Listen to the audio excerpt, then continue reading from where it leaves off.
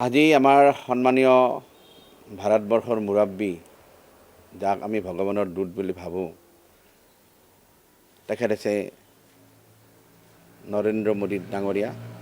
তেখেতে আজি তৃতীয়বাৰৰ বাবে ভাৰতৰ প্ৰধানমন্ত্ৰী হোৱাৰ দায়িত্ব অৰ্পণ কৰিব।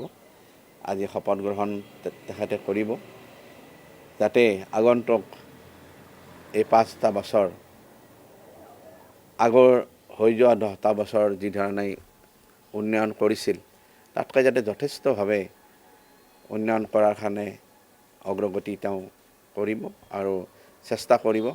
আৰু সকলো দেশকে সহযোগ কৰাৰ কাৰণে তেখেতে বিনম্ৰভাৱে অনুৰোধ জনাইছে। আৰু আমি আমাৰ মাইনৰিটি তৰফৰ পৰা, মই বিশেষকৈ সংখ্যালঘু মৰ্চাৰ তৰফৰ পৰা মই ঈশ্বৰৰ ওচৰত প্ৰাৰ্থনা মাগিছোঁ, আল্লাহৰ ওচৰত দোৱা কৰিছোঁ আমি, যাতে নৰেন্দ্ৰ মোদী ডাঙৰীয়াই 5টা বছৰ সুকলমে দেশখন চলাই নিয়াত সকলো ৰাইজৰ সহায় সহযোগ পায়। তেখেত অবিহনে ভাৰতবৰ্ষ চলাওঁতে ইমান ধেমালি নহয়। তেখেত আহি ভাৰতবৰ্ষৰ জনসাধাৰণক নিৰাপত্তা দিছে। সকলো হিন্দু, মুছলমান, শিখ, খ্ৰীষ্টান সকলো জাতি উপজাতি ধৰ্ম ভাতৃত্ববোধৰ মাজেৰে তেখেতে চলাই নিছে। আজি 10টা বছৰ ধৰ্মক লৈ কোনো ধৰণৰ দাঁতে উঠে কাৰো লগা নাই। কিছুমান দুৰ্বৃত্ত আছে ইচ্ছাকৃতভাৱে, তেওঁলোকে দলত থাকিও এটা সদায় দলৰে বদনাম কৰাৰ কিছুমান চেষ্টা এটা অব্যাহত ৰাখে। হ'লেও তেওঁলোকে এইবাৰ ছাকচেছ হ'ব পৰা নাই 10টা বছৰ, আৰু বাকী 5টা বছৰত তেওঁ নোৱাৰে। আৰু ঈশ্বৰৰ ওচৰত আল্লাহৰ ওচৰত দোৱা কৰিছোঁ যাতে সকলোৰে মংগল হয়। আৰু আপোনালোকে এইখিনি আজি আমাৰ সন্মানীয় ভাৰতবৰ্ষৰ মুৰব্বী, যাক আমি ভগৱানৰ দূত বুলি ভাবোঁ, তেখেত হৈছে নৰেন্দ্ৰ মোদী ডাঙৰীয়া। তেখেতে আজি তৃতীয়বাৰৰ বাবে ভাৰতৰ প্ৰধানমন্ত্ৰী হোৱাৰ দায়িত্ব অৰ্পণ কৰিব।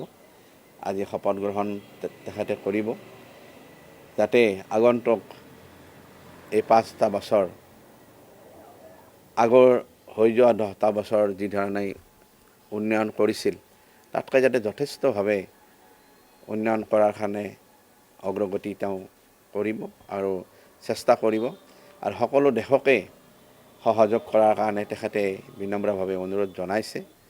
আৰু আমি আমাৰ মাইনৰিটি তৰফৰ পৰা, মই বিশেষকৈ সংখ্যালঘু মৰ্চাৰ তৰফৰ পৰা মই ঈশ্বৰৰ ওচৰত প্ৰাৰ্থনা মাগিছোঁ, আল্লাহৰ ওচৰত দোৱা কৰিছোঁ আমি, যাতে নৰেন্দ্ৰ মোদী ডাঙৰীয়াই 5টা বছৰ সুকলমে দেশখন চলাই নিয়াত সকলো ৰাইজৰ সহায় সহযোগ পায়। তেখেত অবিহনে ভাৰতবৰ্ষ চলাওঁতে ইমান ধেমালি নহয়। তেখেত আহি ভাৰতবৰ্ষৰ জনসাধাৰণক নিৰাপত্তা দিছে। সকলো হিন্দু, মুছলমান, শিখ, খ্ৰীষ্টান সকলো জাতি উপজাতি ধৰ্ম ভাতৃত্ববোধৰ মাজেৰে তেখেতে চলাই নিছে। আজি 10টা বছৰ ধৰ্মক লৈ কোনো ধৰণৰ দাঁতে উঠে কাৰো লগা নাই। কিছুমান দুৰ্বৃত্ত আছে ইচ্ছাকৃতভাৱে, তেওঁলোকে দলত থাকিও এটা সদায় দলৰে বদনাম কৰাৰ কিছুমান চেষ্টা এটা অব্যাহত ৰাখে। হ'লেও তেওঁলোকে এইবাৰ ছাকচেছ হ'ব পৰা নাই 10টা বছৰ, আৰু বাকী 5টা বছৰত তেওঁ নোৱাৰে। আৰু ঈশ্বৰৰ ওচৰত আল্লাহৰ ওচৰত দোৱা কৰিছোঁ যাতে সকলোৰে মংগল হয়। আৰু আপোনালোকে এইখিনি